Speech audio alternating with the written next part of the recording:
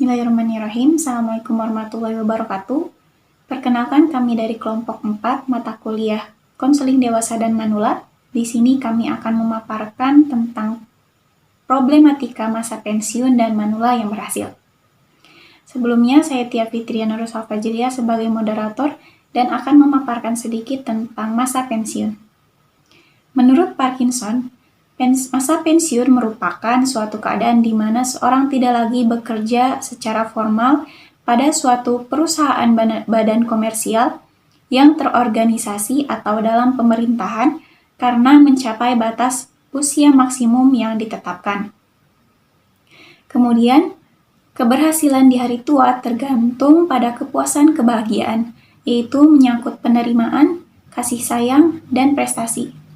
Jika ketiganya tidak dapat dicapai, akan sulit di masa pensiun yang sudah manula untuk hidup bahagia.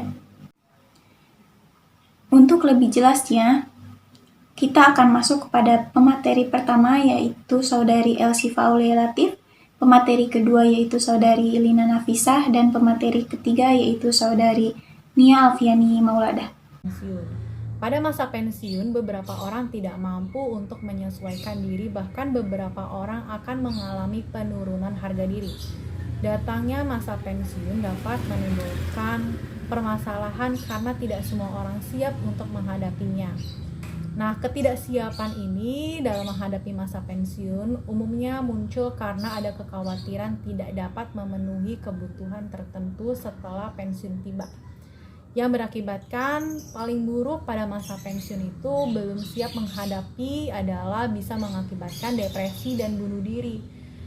Nah, masalah yang dihadapi pada masa pensiun itu yang pertama adalah masalah ekonomi. Bagi lanjut usia terjadi pada saat memasuki masa pensiun atau menghentikan kegiatan utamanya karena berkurangnya produktivitas tenaga kerja, sehingga berdampak pada penurunan pendapatan yang berkaitan dengan kehidupan sehari-hari. Lalu yang kedua itu adalah masalah sosial yang disebabkan oleh perubahan nilai-nilai sosial masyarakat yang mengarahkan pada tatanan sosial yang individualisme mempengaruhi lansia yang kurang dikenal, dikucilkan dari kehidupan masyarakat dan diabaikan.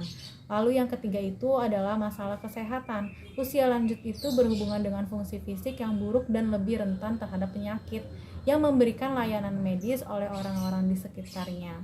Lalu yang keempat itu masalah psikologis yang dapat berupa kesepian, keterasingan dari lingkungan, ketidakberdayaan dan ketidakberdayaan, kurangnya percaya diri, ketergantungan, kelalaian, terutama lansia miskin. Jadi post-power syndrome, persiapan menjelang masa pensiun. Lalu persiapan menjelang masa pensiun itu menurut Rio 2013 bahwa penting bagi para pensiunan untuk mempersiapkan diri dengan berbagai cara. Antara lain itu harus selalu bersyukur sehingga akan memberikan dampak positif pada kesehatan dan suasana hatinya. Lalu yang kedua itu menerapkan pola hidup sehat agar tidak membuang waktu atau kehilangan aktivitas. Lalu yang ketiga itu rencanakan anggaran rumah tangga Anda karena Anda kesenjangan pendapatan saat pensiun. Lalu yang keempat itu menjaga hubungan baik dengan rekan kerja dan memastikan kegiatan atau kegiatan informal dilakukan bersama saat pensiun.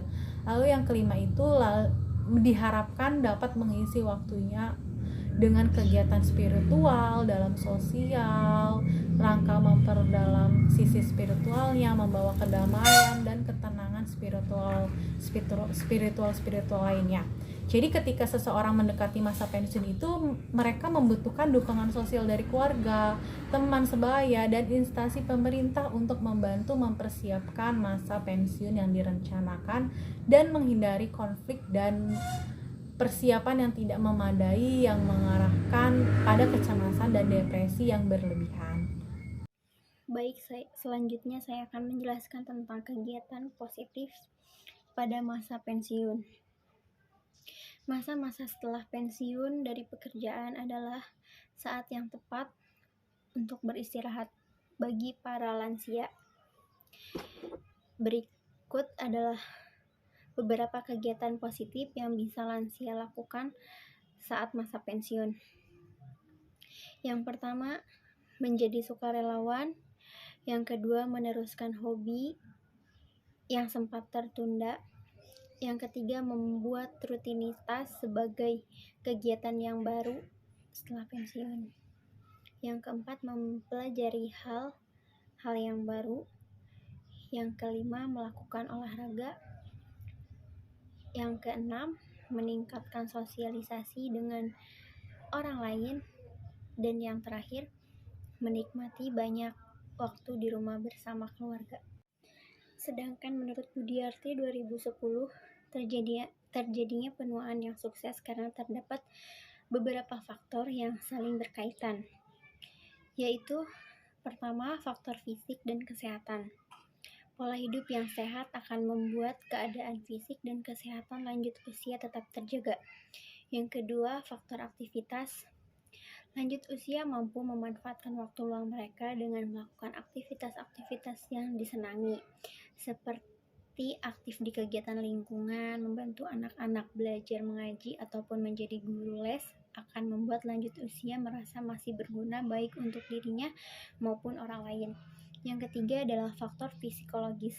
Sikap-sikap positif pada lanjut usia seperti menyadari akan segala kekurangan yang ada dalam dirinya, mampu menghadapi serta menyelesaikan permasalahan-permasalahan yang ada pada dirinya, serta tercapainya tujuan. Yang keempat, faktor sosial. Dengan adanya dukungan baik dari keluarga maupun lingkungan kepada lansia untuk tetap melakukan segala kegiatan di lingkungannya, akan membuat lansia merasa diakui atau dihargai.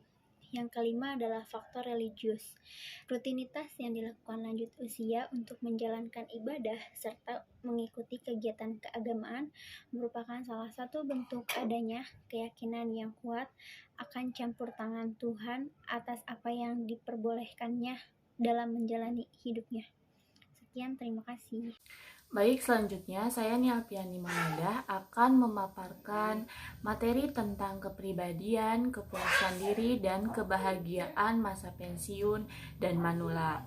Kepribadian masa pensiun dan manula ini dibagi menjadi beberapa kepribadian. Yang pertama, kepribadian konstruktif, yaitu bisa menerima kenyataan atau sangat produktif dan selalu aktif. Dan yang kedua, kepribadian mandiri. Pada masa mudanya ini itu muda, aktif dan dinamis dalam bergaul, senang menolong orang lain. Dan pada masa lansianya ini menghadapi pensiun timbul gejolak, perasaan khawatir sehingga takut akan kenyataan. Dan yang ketiga, kepribadian tergantung, kepribadian yang pasif, tidak berambisi. Masalahnya karena timbul ketika pasangan hidupnya meninggal duluan, sehingga mengakibatkan mereka merana, kadang-kadang juga cepat menyusul karena kehilangan pasangan merupakan beban yang berat sehingga mengalami stres berat dan sangat menderita. Yang keempat itu kepribadian bermusuhan, kepribadian yang tidak disenangi orang karena itu mempunyai perilaku yang galak, cenderung sewenang-wenang, agresif, semaunya sendiri, terus takut menghadapi masa tua. Mereka juga berusaha untuk awet muda atau takut kehilangan power, takut pensiun, takut akan kematian. Pada masa lansia terlihatnya itu rakus, tamak, emosional, dan tidak puas akan kehidupannya. Dan yang terakhir itu kepribadian kritik diri, ditandai sifat-sifat yang sering menyesali diri dan mengkritik. Sering terlihat pada masa lansia antara suami istri yang tidak akur, masing-masing mengurusi kehidupannya sendiri-sendiri, tidak saling menegur dan saling mengacuhkan walaupun dalam satu atap. Selanjutnya, kepuasan hidup pada lanjut usia atau pada masa pensiun dan manula itu menurut Purnama ditujukan dalam bentuk konsep diri yang positif yang mencerminkan kesesuaian antara cita-cita masa lalu dengan kondisi kehidupan sekarang. Hal tersebut menunjukkan pula adanya semangat hidup dan suasana yang positif. Menurut Rahmat tahun 2013 itu Individu yang memiliki konsep diri positif itu ditandai dengan 5 hal, yaitu yakin akan kemampuannya mengatasi masalah, merasa setara dengan orang lain, menerima pujian tanpa rasa malu, menyadari bahwa setiap orang mempunyai berbagai perasaan, keinginan, dan perilaku yang tidak seluruhnya disetujui oleh masyarakat, mampu memperbaiki diri dengan mengungkapkan aspek-aspek kepribadian yang tidak disenangi dan berusaha berubahnya. Apabila lansia mempunyai penerimaan diri yang baik dan konsep diri yang positif, maka perasaan-perasaan negatif tentang dirinya akan berkurang dan menjadi sesuatu yang diterima secara tulus, sehingga ia lebih mampu menikmati hidup secara positif dan mempunyai kepuasan hidup yang lebih tinggi. Adapun peningkatan kepuasan hidup yaitu salah satunya berasal dari dukungan keluarga. Jadi memberikan dukungan untuk salah satu anggota keluarga merupakan bentuk dari adanya hubungan dan keterkaitan antar anggota keluarga.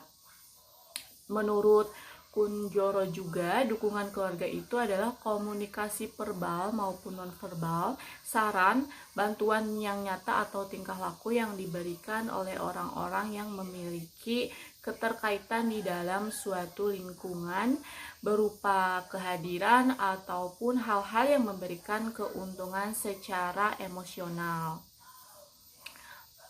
Adapun aspek kebahagiaan di masa pensiun dan manula yaitu penerimaan, pengasihan, dan prestasi atau pencapaian.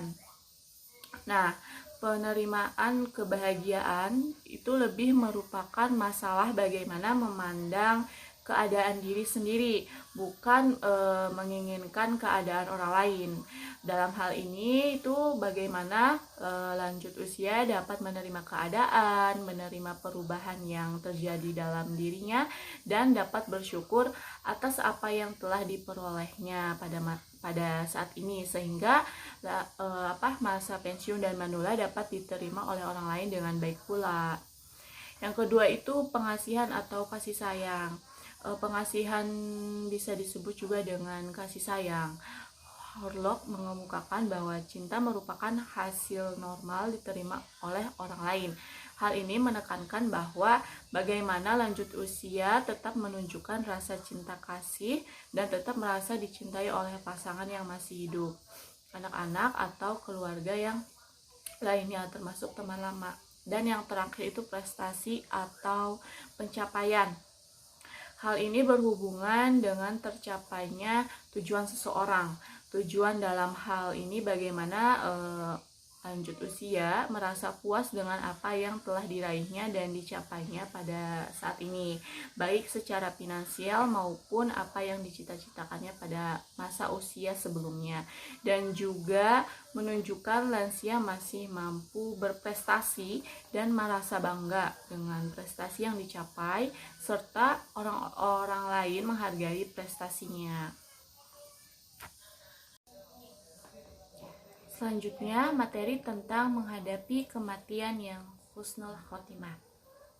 Tentunya, kehilangan kehidupan atau kematian merupakan hal yang pasti akan dialami oleh lansia atau masa pensiun dan manula sebagai terminasi dari fase akhir kehidupannya.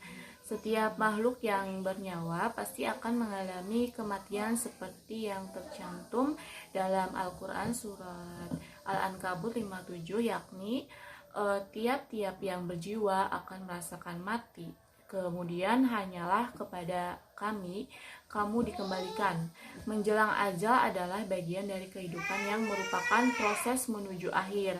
Meskipun unik bagi setiap individu, kejadian-kejadian tersebut bersifat normal dan merupakan proses hidup yang diperlukan. Adapun faktor-faktor yang mempengaruhi persepsi lansia tentang kematian dipengaruhi oleh 3 aspek, yaitu spiritual, dukungan keluarga, dan pengalaman pribadi. Persiapan yang dilakukan lansia dalam mempersiapkan diri menghadapi kematian adalah persiapan spiritual, yakni dengan beribadah kepada Tuhan. Terima kasih, mungkin